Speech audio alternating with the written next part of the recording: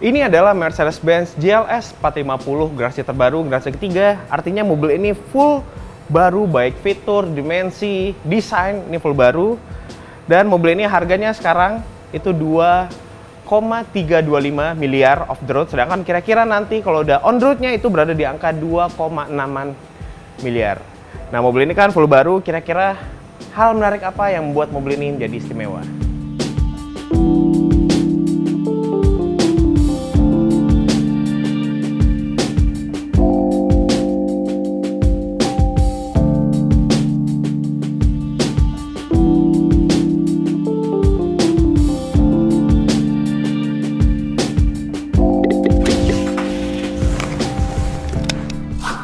Oke, yang paling signifikan berubah dari mobil ini selain desainnya, desain udah bisa Anda lihat sendiri, desainnya seperti ini. Yang berbeda lagi adalah dimensinya. Sekarang yang varian generasi ketiga ini panjangnya itu lebih panjang 77 mm dibanding generasi sebelumnya. Wheelbase-nya lebih panjang 60 mm dan lebarnya itu lebih lebar lagi 22 mm. Jadi bisa Anda rasakan lah ya, dimensinya makin panjang, wheelbase makin panjang, makin lebar. Alhasil akomodasi di dalam baik penumpang ataupun barangnya jauh lebih baik di generasi yang ini, jadi semakin lebar. Oke, kita lihat dulu ya seperti apa desain GLS generasi ketiga ini.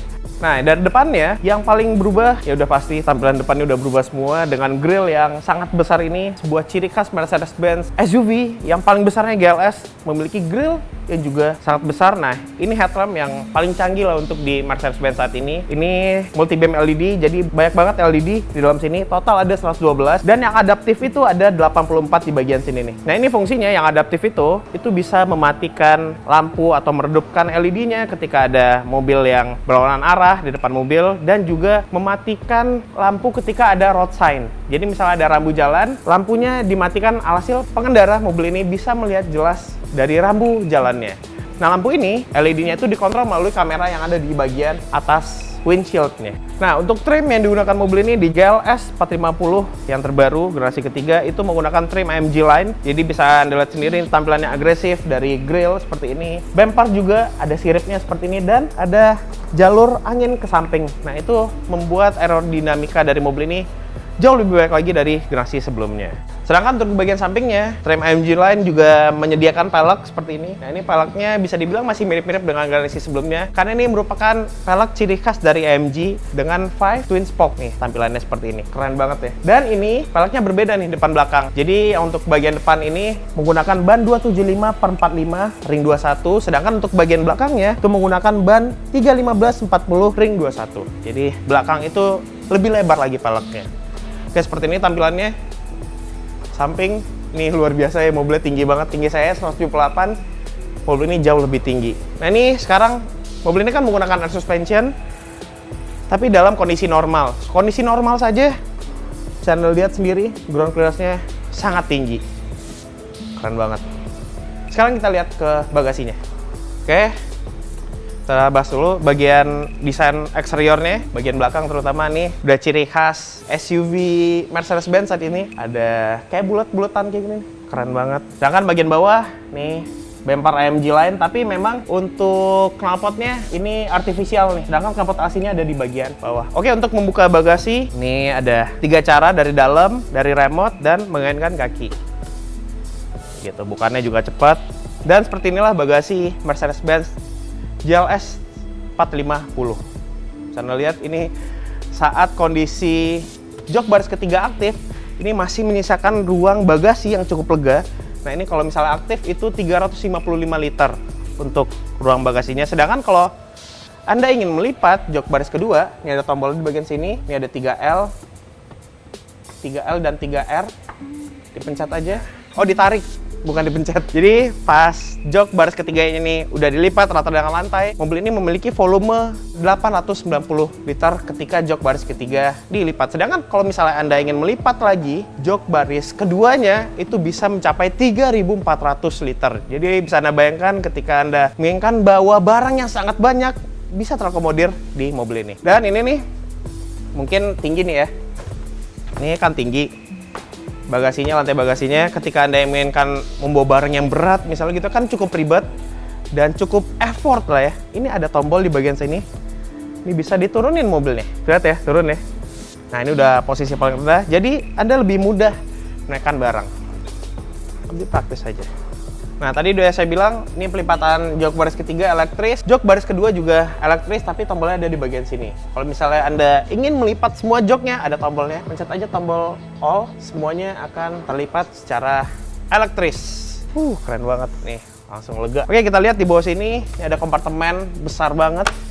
Anda lihat, ini ada partisi juga untuk ditaruh di bagian atas. Partisinya bisa disimpan di bagian bawah. Dan di bagian bawah sini, Anda juga bisa menaruh barang-barang Anda mungkin ya. Lebih aman mungkin ditaruh di bagian bawah lantai bagasinya. Yang baru lagi dari mobil ini adalah sektor mesinnya. Yang dari sebelumnya, di generasi kedua itu, dia mesinnya V6 3000 cc. 333 HP dan torsi 450 Nm. Sedangkan yang generasi terbaru sudah inline six 3000 cc juga, tapi tenaganya itu lebih besar, 367 HP dan torsi 500 Nm. Ditambah lagi, mobil ini memiliki fitur EcoBoost atau sistem motor listrik yang membantu putaran bawah mesin, jadi meminimalisir lagi turbo lag-nya atau lag mesinnya ada di putaran bawah. Nah, dari EcoBoost itu bisa menghasilkan tenaga 22 HP dan torsi 250 Nm. Keren banget. Jadi mobilnya tenaga dan torsinya itu bisa sangat terasa dari putaran bawah sampai ke putaran atas. Oke, yang saya suka dari mobil ini udah pasti ini rapi banget, Mercedes-Benz. Area mesinnya ini sangat tertutup dengan cover-cover. Dan satu lagi, sama dengan Mercedes-Benz GLE, ini ada ini nih, karbon-karbonan. Ini karbon beneran sih, tapi ini karbon untuk air intake-nya. Dan satu lagi untuk transmisi, masih sama juga dengan generasi sebelumnya, masih sama-sama menggunakan transmisi 9 percepatan otomatis yang dihubungkan ke semua roda alias all-wheel drive, atau Mercedes-Benz menyebut dengan nama 4MATIC. Oke, sekarang kita cek akomodasinya seperti apa, tapi kita mulai dari baris ketiganya. Masih sama dengan generasi sebelum, pintunya vakum, mengingat mobil ini kan segmennya itu, ini SUV yang S-Class sih sebenarnya. Jadi pintunya sudah vakum, dan untuk membuka ataupun mengunci pintu, genggam aja handle-nya ataupun disentuh bagian sini, semua pintu atau lock-nya itu bisa terkunci ataupun terbuka. Oke, untuk akses ke baris ketiga GLS 450, ini praktis banget, tinggal pencet satu tombol di bagian sini. Tuh, joknya, jok depan agak maju dikit, agar memberi space di baris kedua, dan jok baris keduanya ini maju ke depan. Berbeda dengan generasi sebelumnya yang dipencet melipat ke depan. Sedangkan untuk membalikannya itu harus secara manual ya, bukan elektris lagi. Langsung kita masuk. Dan ketika Anda memiliki postur 178 cm, ini duduknya kalau misalnya jok baris kedua ini di-set paling maju dulu, oke, dan sandaran joknya ditegakin sedikit. Nah, ini bisa ya kira-kira menyisakan satu jari lagi lah ya. Jadi bisa dibilang mobil ini benar-benar 7-seater, bukan 5+2. Karena ketika orang dewasa duduk di baris ketiga ini ya cukup memadai lah ya. Saya aja bisa duduk di baris ketiga ini. Oke, kita bahas kelengkapan di baris ketiga. Ini ada tombol di bagian samping sini. Ini tombol untuk melipat jok baris keduanya. Kalau pencet gini aja.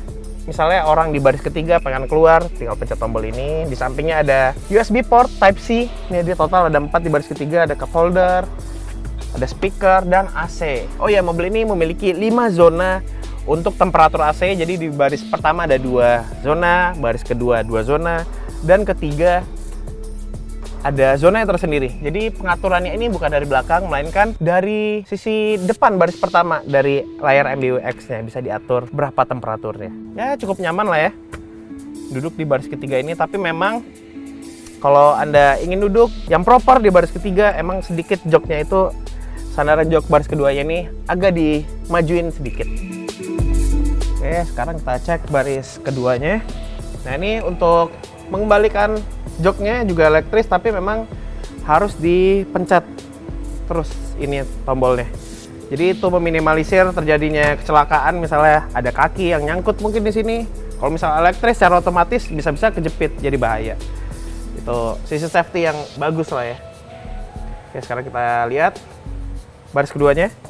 Jujur aja pertama kali duduk di mobil ini, posisi duduknya itu kayak gini, kayak naik gitu loh. Itu bertujuan ketika Anda berjalan jauh, orang di baris kedua ini tidak cepat pegel pahanya. Mengingat joknya ini posisi agak tinggi, jadi bisa menopang paha dengan baik.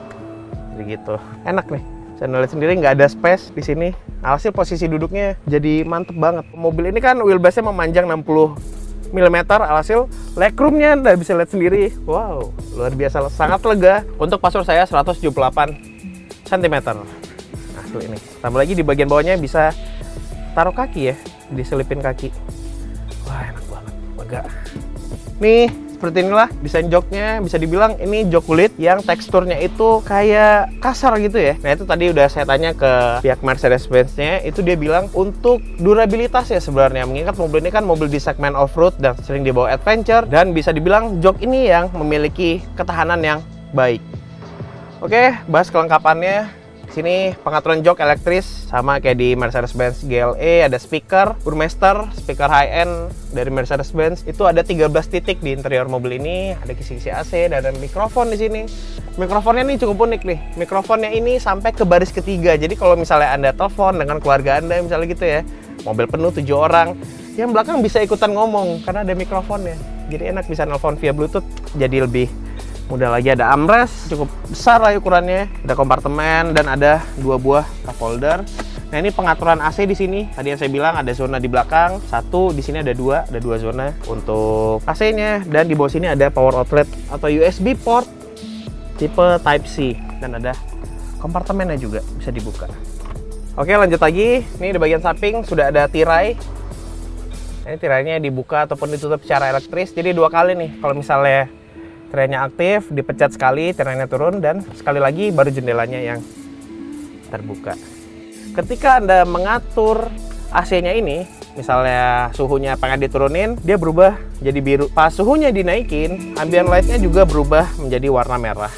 Sedangkan untuk di baris pertama, karakternya ini memang benar-benar karakter SUV terkini dari Mercedes-Benz. Ini desainnya udah mirip banget dengan Mercedes-Benz GLE dengan layar Wattken cockpit yang berukuran besar ini. Nah, ini dimensinya itu untuk satu layar ini itu 12,3 inci. Nah, itu dikali 2. Jadi layarnya sangat besar. Head unit ini juga sudah MBUX pastinya dan memiliki fitur voice command. Oke, untuk pengaturan jok, setir, semuanya itu elektris. Jok juga lengkap, ada 2 memory seat di sini. 3 malah, 3 memory seat, dan ada pengaturan jok untuk baris kirinya. Jadi kalau misalnya Anda bawa driver yang nyetir mobil ini dan bosnya minta tolong, majuin dong jok baris pertama yang penumpang ini nih, bisa. Driver juga bisa melakukannya. Yang menarik dari pengaturan jok dari Mercedes-Benz GLE ini, terutama untuk bagian drivernya, itu Anda bisa mengaturnya melalui layar ini. Tinggal input aja berapa tinggi Anda. Nah, dia akan menyesuaikan dengan tinggi Anda, setirnya seperti apa, tinggi jok seperti apa, slidingnya seberapa mundur. Nah, itu bisa diatur secara elektris melalui layar command online ini atau MBUX ini nih. Berapa sentimeter, langsung chat bawah mulai pengaturan. Ditambah lagi yang unik juga dari mobil ini adalah joknya ini juga memiliki fitur kinetis. Jadi intinya ketika Anda nyetir mobil ini yang lama, 1 jam, 2 jam, 3 jam, joknya ini akan bergeser sendiri per beberapa menit. Jadi Anda nyetir tidak mendapatkan posisi yang itu aja. Hasil tidak gampang capek dan badan ini tidak merasa bosan di mobil ini. Itu keren banget fiturnya. Oke, lanjut lagi. Fitur yang menarik juga dari mobil ini. Oke, ini kita buka pengaturan akses cepat. Nah, ini mobil ini standar ya, memiliki ESP, mode manual, parkir otomatis, lane keeping assist, hill descent control ada di sini, dan mobil ini juga memiliki fitur yang namanya easy access. Jadi kalau Anda pencet tombol ini bagian sini dipencet, mobil ini ketika Anda keluar ataupun ingin masuk, suspensinya itu akan menyesuaikan secara otomatis, jadi lebih memudahkan Anda masuk ke dalam mobil. Selain itu juga ada nih fitur terbaru, ini fitur untuk car wash. Jadi Anda pencet tombol ini ketika Anda ingin memasuki car wash yang robotik, yang otomatis itu, semua sistem mobil ini akan dimatikan, seperti sensor akan dimatikan, jadi nggak berisik di dalam mobil, spion akan ngelipat sendiri, dan suspensinya akan lebih tinggi lagi. Keren banget. Nih, baru pertama kali saya ngelihat fitur ini di mobil. Selebihnya masih sama-sama aja dengan mungkin yang sebelumnya udah meluncur GLE, kayak aktif lane keeping assist, sudah ada aktif brake assist yang bisa ngerem sendiri secara otomatis, juga tersedia di mobil ini. Blind spot assist ya juga tersedia. Jadi kalau ada kendaraan yang tidak terlihat dari samping, nggak hanya ada alert di spion, di ambient light-nya juga ada alertnya berwarna merah. Ngomong-ngomong ambient light, mobil ini memiliki 64 pilihan warna dan 10 warna kombinasi. Jadi nggak gampang bosen dan memiliki feel seperti berada di dalam lounge. Oke, AC nih seperti ini tampilannya. Nih saya bilang tadi, pengaturannya atau temperaturnya itu ada di baris pertama, baris kedua, dan ada di baris ketiganya. Banyak banget pengaturannya. Anda bisa mengatur mood dari mobil ini. Ini enak banget nih, ini preset mood jatuhnya. Jadi ketika Anda ingin berpetualang, ini akan aktif kamera 360, jadi Anda bisa memantau kondisi sekitar ketika off-road. Dan juga ada sudut kemiringan seperti berapa, nih ada di bagian sini. Dan ada traksi dari bannya, jadi tenaga yang dihasilkan dari mobil ini ataupun torsinya bisa kita lihat ke ban mana nih yang disalurkan. Jadi keren banget nih tampilannya seperti ini. Nih sampingnya juga udah ada mood perjalanan, pengalaman, alam, lounge, standar, dan Anda bisa membuat mood Anda sendiri seperti apa. Oke, bergeser ke bagian bawah sini. Nih wood panel. Ya, nih ada kompartemen di bagian bawahnya dan ada cup holder yang berukuran sangat besar. Ada lagi nih soket USB yang Type C. Ini ada total ada 3 di baris pertama, ada 2 dan ada 1 di bagian glove box yang di tengah sini. Oke, ini pengaturannya sudah sistem kayak touchpad gitu di sini, yang praktis banget penggunaannya. Dan di bagian bawah sini di belakangnya ada pengaturan untuk air suspension. Jadi ada 4 tingkatan, itu bisa disesuaikan tuh. Misalnya Anda off-road udah pasti tinggi banget, eco ataupun comfort itu menengah, dan ada sport. Sport itu udah pasti dia set suspensinya lebih rendah lagi untuk kestabilannya lah ya pastinya. Selain itu mobil ini juga dilengkapi dengan sunroof, panoramic sunroof yang besar banget. Ini Mercedes-Benz sendiri mengklaim ini sunroof atau panoramic sunroof terbesar yang pernah mereka bikin. Yang pertama kali disematkan di GLS ini nih. Oke, jadi seperti itulah review first impression Mercedes-Benz GLS 450 terbaru generasi ketiga. Nantikan video tes lengkapnya di channel Cinta Mobil TV. Selain itu, kalau misalnya Anda menyukai video ini atau konten ini, silahkan klik tombol like dan jangan lupa subscribe channel Cinta Mobil TV. Selain itu, download juga aplikasi kami Cinta Mobil di App Store dan Google Play. Di situ Anda bisa membeli mobil ini dalam kondisi baru, membaca berita seputar otomotif dan tips and trik seputar mobil. Sampai jumpa di video-video selanjutnya.